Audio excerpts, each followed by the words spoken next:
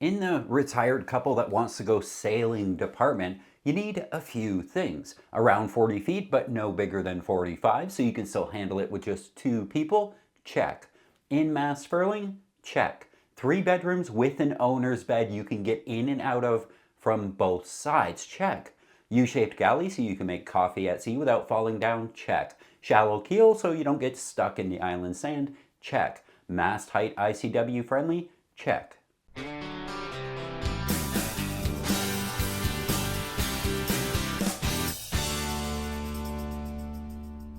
You know how the Boeing 747 has been like the queen of the skies? Everyone knows what it is and everybody bought one. The Old Catalina was like that. The queen of the retired couple goes Caribbean cruising. If you want to spend your retirement bouncing around from the US to all the islands and had about 200 grand saved up, most of you bought a Catalina 42 Mark II. That boat was plenty big enough for a couple, easy enough to sail for retired folks. Very seagoing, but still fast enough. She really was the Swiss Army knife of the retired couple go sailing, but for a boat that they sold in the early 2000s, she was designed way back in 1995. So she's long been out of production, but fear not. If your retirement plans involve some Caribbean travel, Catalina still makes a boat for you in their brand new lineup, the 6 Series. These are from Catalina's newest stable with brand new masts and keels and a lot of new hulls. And today, we're talking about the 426, the direct lineage back to the Queen of the Caribbean 42 Mark II. Catalina has always done this really weird thing.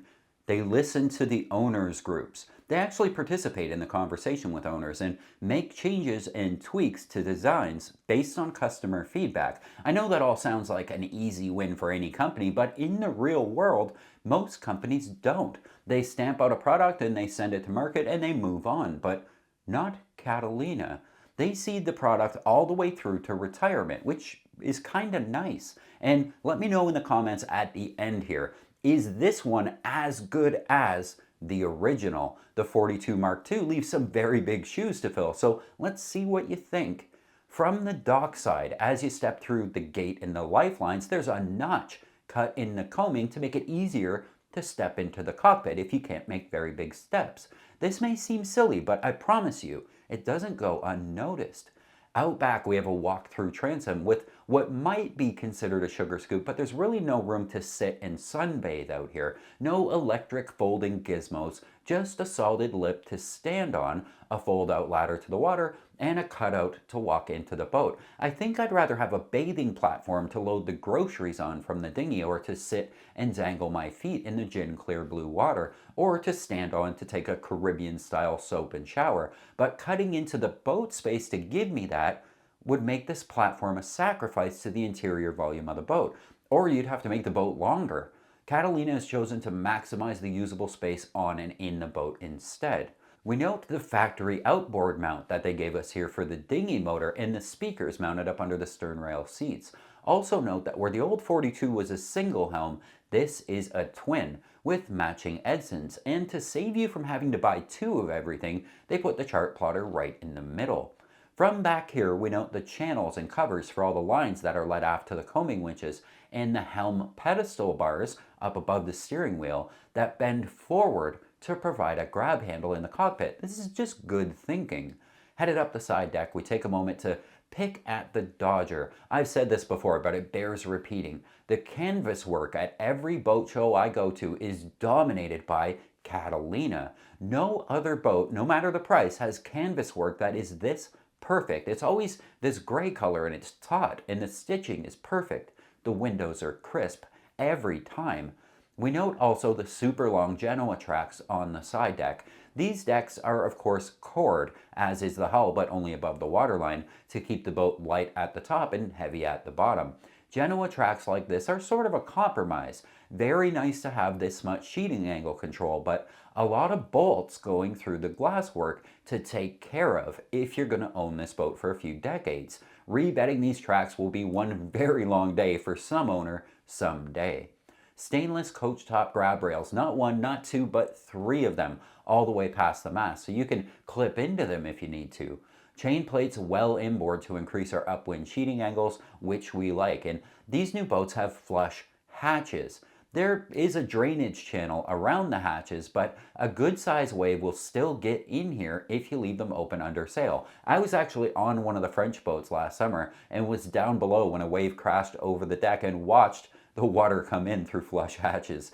These hatches are super nice looking and you won't be tripping over them when they're closed because they're flush, but a little less weatherproof if you leave them open. We note that this boat has a bridle main sheet system and no traveler, but we have seen this boat with a traveler equipped, so there is an option to have one if you buy the boat new or if you find a used one where it was optioned with a proper traveler. I, for one, would want a traveler, but I'm a racer and I love to maximize my sail control. You may not actually care. Moving forward, we note this boat is equipped with a self-tacker for the smaller head sail, as most boats are doing now, giving you two head sails on furling systems so you can use the self-tacker into the wind and then roll it up to deploy the big sail when you want to go off-wind.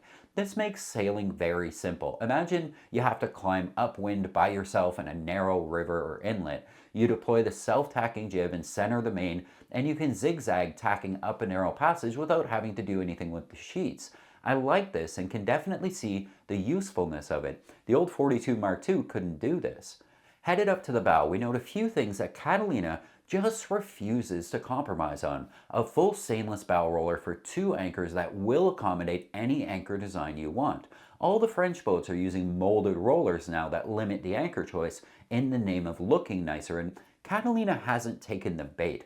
Solid stainless or nothing. We love it. If Catalina ever makes a molded bowsprit anchor roller my Rockno won't fit on, I'm buying a powerboat. I'm just kidding. But seriously, Catalina, never stop being you. We love you for it. Behind the proper roller is a massive anchor locker and the lid is on a shock now, so you won't lose any toes. The divided space in here will gladly accommodate all the chain you want to bring with you, and you won't have too much to worry about in the name of the added weight here. Where the old 42 Mark II was 20,000 pounds, this new boat starts at 25,000, and on the new boat, all the tankage has been moved amidships, 117 gallons to drink, 62 gallons to burn. The old boat carried a little more water at 138 gallons, but you'd likely have a water maker these days anyway. Fuel, however, this boat near doubles the old boat, so maybe you won't need those jerry cans on the deck. The new Selden mast on here is still an ICW-friendly 63 feet, which is a clear sign that these guys listen to the owners. Everyone says, don't restrict us from the ICW, and Catalina never has. We talk about capsize screening formula sometimes. It's beam divided by displacement to figure out how likely a boat is to roll over in big seas. It's an imperfect measurement system, but it's still nice to know how a boat scores. If they score 2.00 or lower, it's supposed to be good in the ocean. It's just beam divided by displacement, so again, it's not perfect. The old boat was 2.03, so just slightly into the not safe for ocean category, but everyone took them in the ocean anyway, and it was fine. This boat got down to a much more pleasing 1.9, so by that metric anyway, she's a better ocean boat than her older sister. And this boat has the new keel design with a Bahamas and Florida friendly 5-foot draft. You can get the 7-footer if you want to be restricted to the deeper waters. Heading back to the massive cockpit, we note the high coamings making this a very comfortable place to call your living room while you travel, and the boat has Catalina's flip-out starboard side seat that turns into a little day bed to lounge under the stars. Headed past the electric Lumars, we go inside, and the first thing I want to point out here, I sail on and I tour a lot of boats in a year. In 2024 alone, I must have been on over 50 cruising sailboats. And right from the start, I'm going to say, this one has the best sole, the best floor in the cabin. Everyone is doing these cabin soles made of 500 pieces of wood all screwed down, and it means more screws. But also, the wood panels all creak and groan, and in some boats the fitment is so bad you can actually trip over the seams. Forget about the Boat of the Year award for a second. There should be an award for Cabin Sole of the Year because the teak and holly in this Catalina would win hands down. This is the 3-cabin version of this boat. The starboard aft cabin offers practical access to the dedicated filters cabinet, making fuel changes and filter cleaning hassle-free. The port aft cabin features a unique convertible sea berth for extra storage and provides easy access to the steering assembly and the through hulls.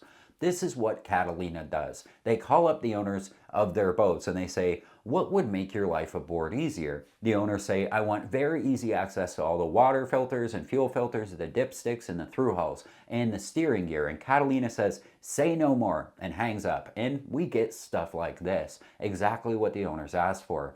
Cedar liners in the lockers, solid floorboards, wire conduit messenger lines.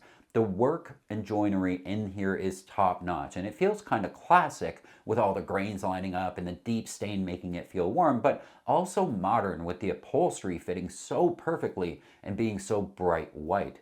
Up front, the owner's cabin is an island queen that you can get in and out of from both sides, and a master ensuite with a separate shower stall to keep the toilet area dry.